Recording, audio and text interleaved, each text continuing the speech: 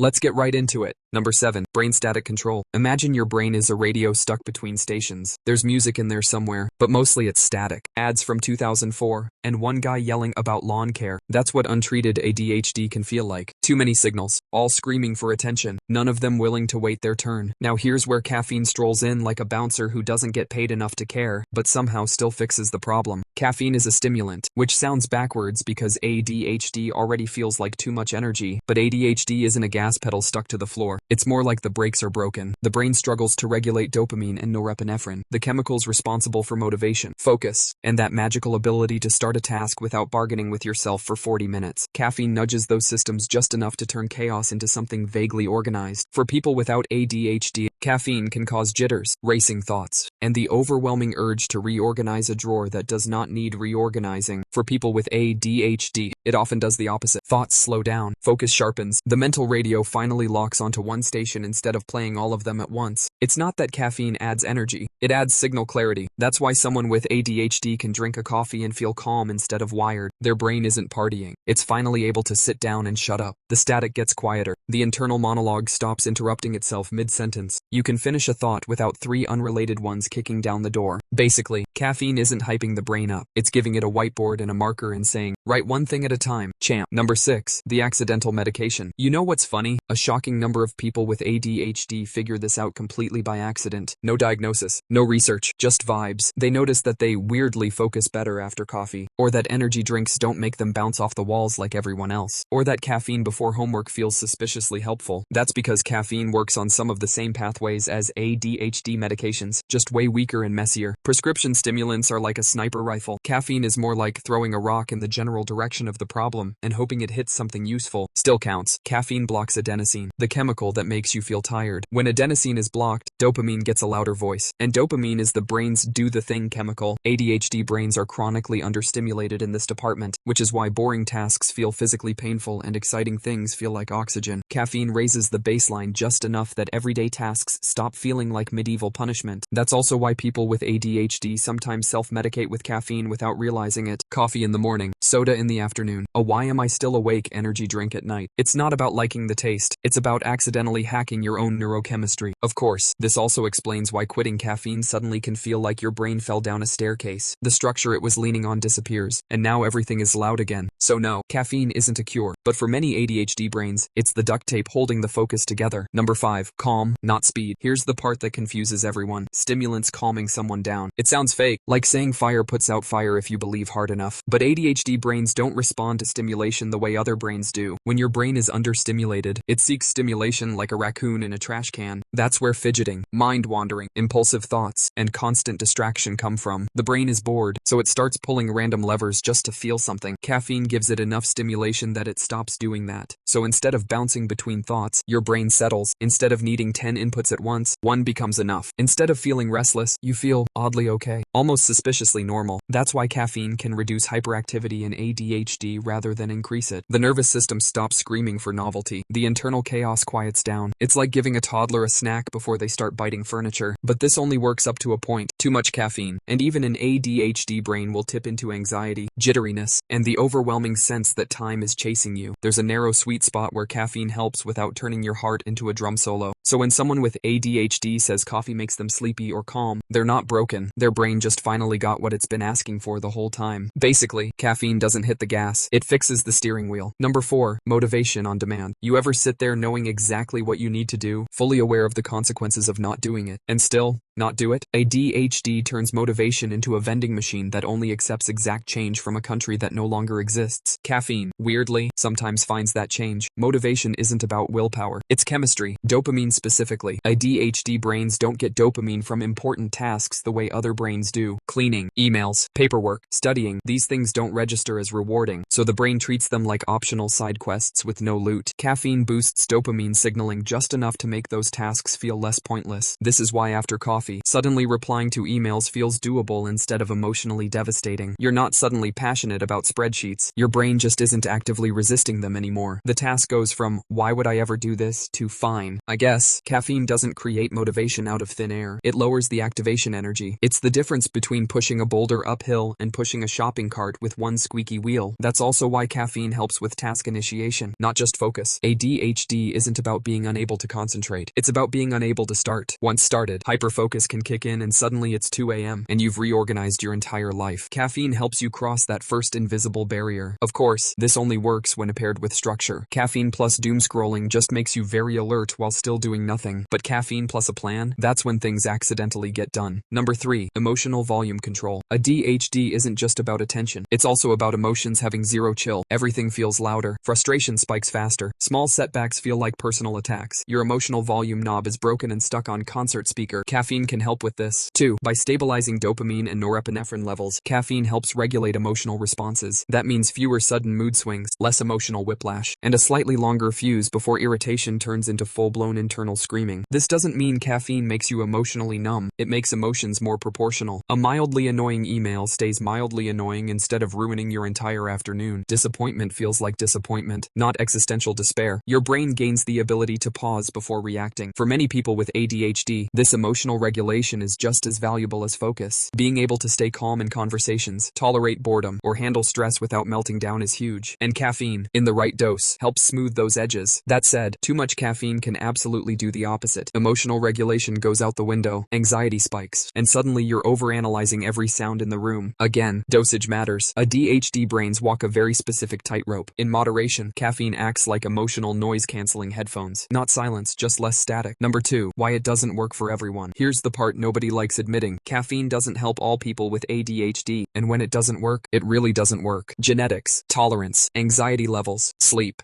and metabolism all play a role in how caffeine affects the brain. Some people get focus, others get heart palpitations and the overwhelming sense that something is wrong but nothing actually is. If anxiety is already part of the picture, caffeine can amplify it instead of helping. If sleep is bad, caffeine might just mask exhaustion while making focus worse long term. There's also tolerance. The brain adapts fast. What works today might do nothing in 2 weeks. That's why some people keep escalating their caffeine intake until they're basically vibrating through time. Caffeine is a tool, not a treatment. It's a temporary assist, not a fix. For some ADHD brains, it's a lifesaver. For others, it's just extra chaos in liquid form. So if caffeine helps you feel more focused and calm, that's valid. And if it makes you feel like you're being hunted for sport, also valid. Brains are weird, especially these ones. Number 1, the coffee paradox.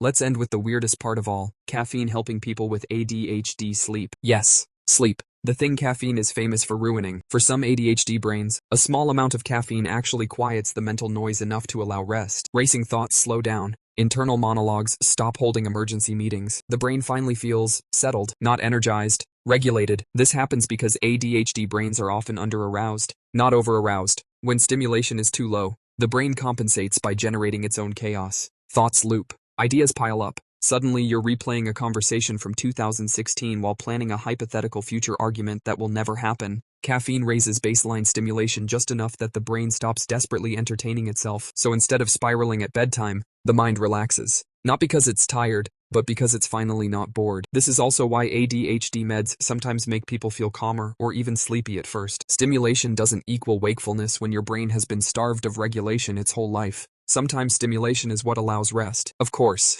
this doesn't mean chugging an espresso before bed is a universal life hack. Timing and dose matter. Too much caffeine late at night will absolutely wreck sleep for most people. But the fact that any stimulant can help anyone sleep is proof that ADHD brains play by their own rules. The coffee paradox perfectly sums up ADHD. The thing that should make you wired makes you functional. The thing that should motivate you doesn't. The thing that helps everyone else doesn't work for you. And the thing that shouldn't work kind of does. So caffeine helping people with ADHD isn't magic. It's chemistry meeting chaos and accidentally fixing just enough to be useful. Basically, your brain wasn't lazy, broken, or dramatic. It was understimulated and doing its best. That's all for today. I'll be making similar videos in the future. Subscribe to see them.